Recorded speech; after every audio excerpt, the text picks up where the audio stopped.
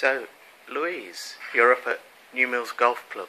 Would you like to introduce yourself and what you're doing up here? I'm Louise Jannetta and I am an artist in Buxton, and the New Mills Arts Trail people invited me to join the Arts Trail, and I'm delighted to do so because I think all these efforts are very, very worthwhile. So I'm glad to be part of the New Mills Arts Trail and in such a beautiful venue up here. I've never been up here before and it is fabulously beautiful, very inspiring, and I shall probably be back up to do some paintings. Well, that's good, and half of the reason of being involved in the trail is to try and invite people up to the golf club. Oh yes, to let them have a look. The whole reason is not only to raise the profile of what's happening visual art-wise in New Mills, but also it's to help the town, to bring attention to parts of the town that may be overlooked a bit, and to highlight areas particularly like this that people should come and have a look at and people should know is on their doorsteps for them to use. For me especially, New Mills has got a delightful character of being extremely down to earth and friendly. What's quite peculiar at the moment in New Mills is a predominance of visual artists. So it does remind me quite a lot of Hebden Bridge, but rather than being focused around words, having a lot of writers, New Mills does seem to have a lot of visual artists, photographers, painters, illustrators, and so it's a great honour in some ways for the golf club to be part of showing off what is quite unique about New Mills at this moment. Yeah, you're all joining forces to promote the area and to promote what's happening in New Mills. I mean, there are some very, very strong visual arts happening in New Mills at the moment, and it should be highlighted. People should be able to realise it's going on, and so that it can be properly appreciated. Well, thanks for that, and I might like to put you on the spot a little bit, just to give us a few pointers about the pictures that you're presenting up here. I don't really concentrate on anything, but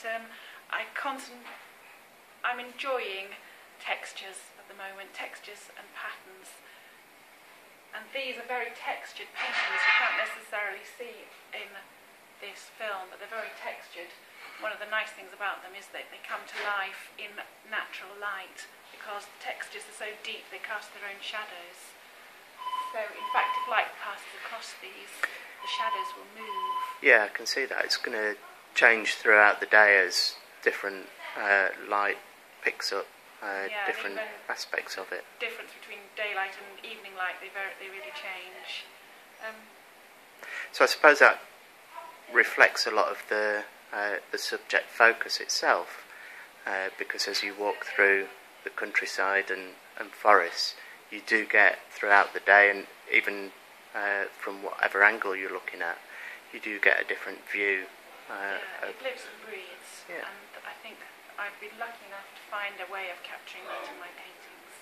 And stunning they are. Would you like to talk through this was one of my first ones in fact, and it is a bit atmospherically gloomy, I suppose, but I think it really captures a misty afternoon in the woods where you could really walk through it kicking up the leaves.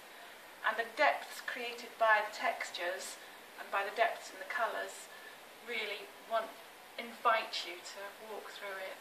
And we've positioned it this morning just by the door, where you've got window coming from bringing light from outside, but also a couple of other windows behind us bringing light in on it.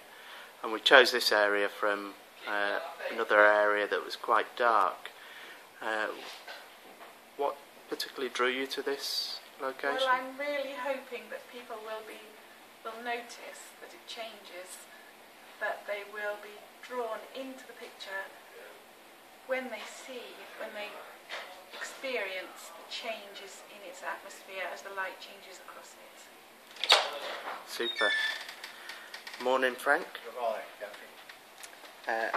And is there anything that you'd maybe like to say about this picture over in the first location that we were going to hang? This again was one of my first oil paintings, and it was to celebrate the beginning of spring. It was one of the first trees that came out in these beautiful Oh, it has got leaves. quite a lot of blossom.